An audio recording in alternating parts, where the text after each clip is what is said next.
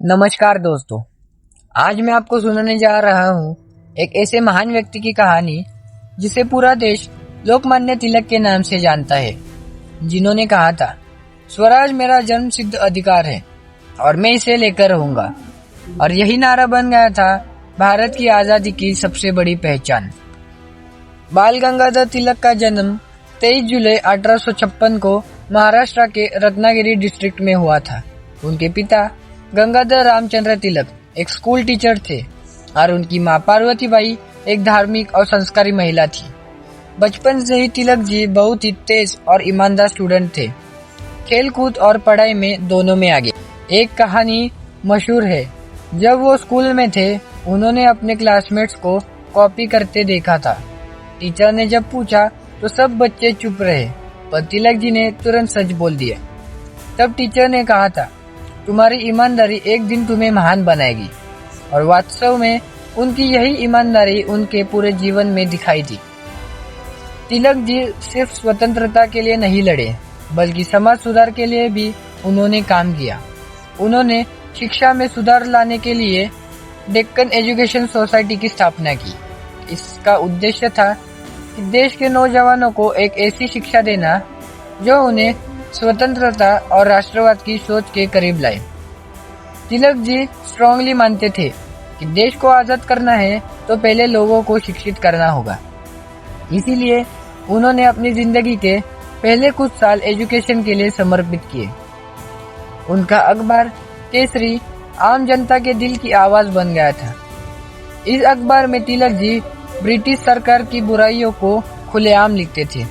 जब फेमाइन आया महाराष्ट्र में, तिलक जी ने ब्रिटिश की निष्क्रियता को एक्सपोज किया। लोग उन्हें देश की आवाज कहने लगे, पर ब्रिटिश सरकार इतना गुस्सा हो गई कि उन पर सेडिशन यानी राजद्रोह के केस लगाए गए। लेकिन तिलक जी कभी नहीं डरे। उन्होंने कहा था, मैं अपनी कलम से उनके झूठ के पर्दे हमेशा फाड़ दूंगा। इंडियन नेशनल कांग्रेस के अंदर भी दो ग्रुप बन गए थे। एक था मॉडरेट्स, जो कहते थे पेटिशंस और टॉक्स से आजादी मांगनी चाहिए, और दूसरा था एक्सट्रीमिस्ट्स, जो कहते थे कि बिना संघर्ष के कुछ नहीं मिलेगा। तिलक जी एक्सट्रीमिस्ट ग्रुप के सबसे बड़ा नेता थे। उन्होंने कहा था, अंग्रेजी हुकूमत कभी अपनी कुर्सी छोड़कर नहीं देगी, हमें उनसे छीनना होगा। उनकी इस सोच ने बहुत सारे नौजवानों को इंस्पायर किया।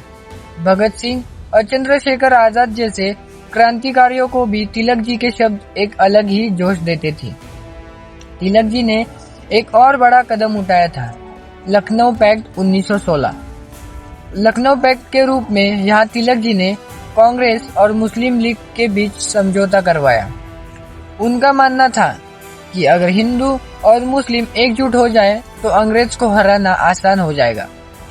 ये पैक्ट भारत के इतिहास का एक महत्वपूर्ण मोड़ माना जाता है।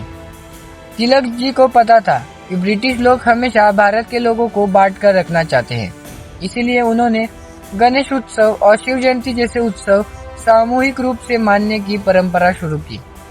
यह उत्सव लोगों को एकजुट करते, उनमें देशभक्ति जगाते और ब्रिटिश सरकार को यही दिखाते कि भारत के लोग एक साथ उठ और खड़े हो सकते हैं।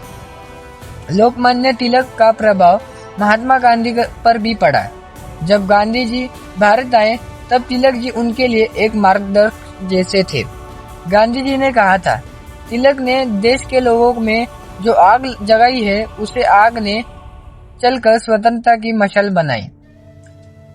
उनकी तबीयत उनके जीवन के अंतिम सालों में कमजोर होने लगी थी, लेकिन उनके अंदर का देशभक्त कभी कमजोर नहीं हुआ। 1 अगस्त 1920 को जब उनका देहांत हुआ तो पूरे भारत में शोक छा गया। उनके अंतिम संस्कार में लगभग 1 लाख से भी ज्यादा लोग शामिल हुए। ये दिखाता है कि तिलक जी आम लोगों के दिलों में कितनी गहरी जगह बन चुके थे। तो दोस्तों, ये थी कहानी लोकमान्य बाल गंगाधर तिलक की, एक ऐसा वीर नेता जिन्होंने अपनी पूरी जिंदगी भारत माता के नाम कर दी। आपको ये कहानी कैसी लगी कमेंट्स में जरूर बताइए। और हाँ, अगर आपको ऐसी और कहानियाँ सुननी है तो चैनल को लाइक, शेयर और सब्सक्राइब करना मत भूलिए। मिलते हैं अगली कहानी में। तब तक के लिए जय हिंद।